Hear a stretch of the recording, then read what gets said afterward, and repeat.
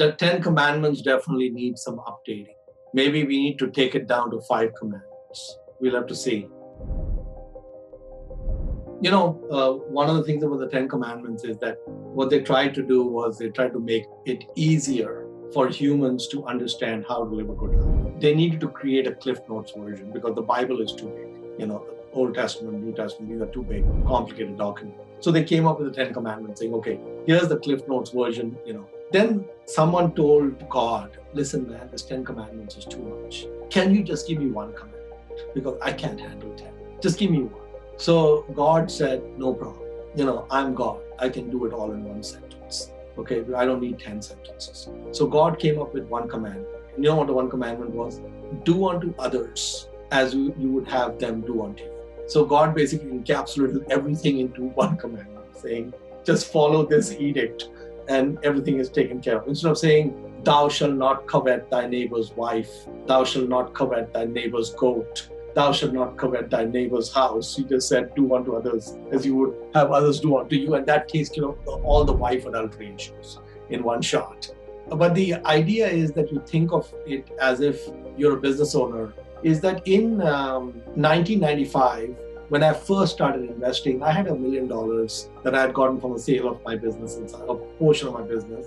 And I had just begun to learn about Buffett and such. And I decided I would invest this money in the equity markets and I wanted to grow it and scale it and see what would happen. So out of the $1 million, I put 40,000 into 4 Indian stocks. So I opened a brokerage account in India in 95, which was quite a convoluted process then because there was no demat or anything at that time. And one of the stocks basically went up 160x or 140x. It was like a $1.5 million that I got out of $10,000. It was a huge home run. And when that happened in 2000, the other 3 stocks were either flat or down. They hadn't done much. And I said, okay, it is ordained and written in the Bible that if you get 100 bagger out of 4 bets, that is your quota. And so I thought, okay, this is fine. The other 3, there's nothing happening. I sold the other 3 stocks. Now, there was no good reason to sell those other 3 stocks. If I had just held on to the other 3 stocks, one of them actually went down 90%, and that,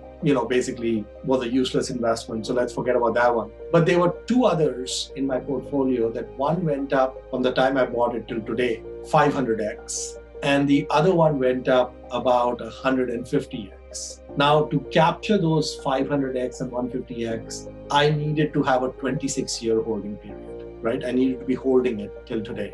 So the first question he asks is, what is the destination? What does this business look like 10 or 20 or 30 years, right? So you can try and answer that question. The second question he asks is the business getting better? Okay, so as time goes on, is the business getting better? Is the moat getting wider? Is the moat getting deeper? And the third question is the valuation reasonable? And what he means is that, yeah, it can appear overvalued, that's okay, just not egregious. It just can't go crazy, like crazy valuation. So these other 2 stocks that I sold, one was Kotak Mahindra, which is actually now my broker. And I had only invested out of $40,000. I only put $2,400 into Kotak.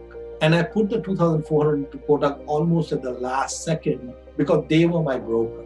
And I had a lot of interaction with them, getting the account set up and talking to different entities, different people.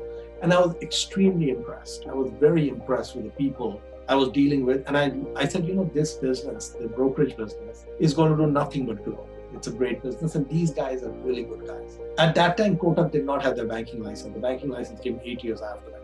And that's when it went, as a product. But there was no reason in 2000 to sell the stock because the business was definitely better than 2000, about 1095. And it was a reasonable valuation and destination still looked good. So that was done. The second business which I sold, which I shouldn't have, was Blue Dart, which is the FedEx of India. So I made 2 bets because the Indian postal system was so bad. That I knew that private parties had to step in to give people assurances that packages get there in next day or letters get there next day. So I made 2 bets. One was Skypack Courier and another was Blue Dart. They both were listed companies. So my bets were, one was on the broker banking, whatever happens there. And these 2 bets were on courier services, which were very greenfield, huge runways ahead. And Blue Dart is up 150x. And FedEx later took a stake in it. So there was no reason to sell those businesses. It was the destination looked good, the valuation reasonable. So what I've learned is that basically buy great businesses run by great managements, but don't sweat the intrinsic value. So don't worry about, oh, this is worth 100 million and now it's trading at 120 million. No. What you want to ask is, what is the destination? And the entrepreneur is not selling, so why are you selling?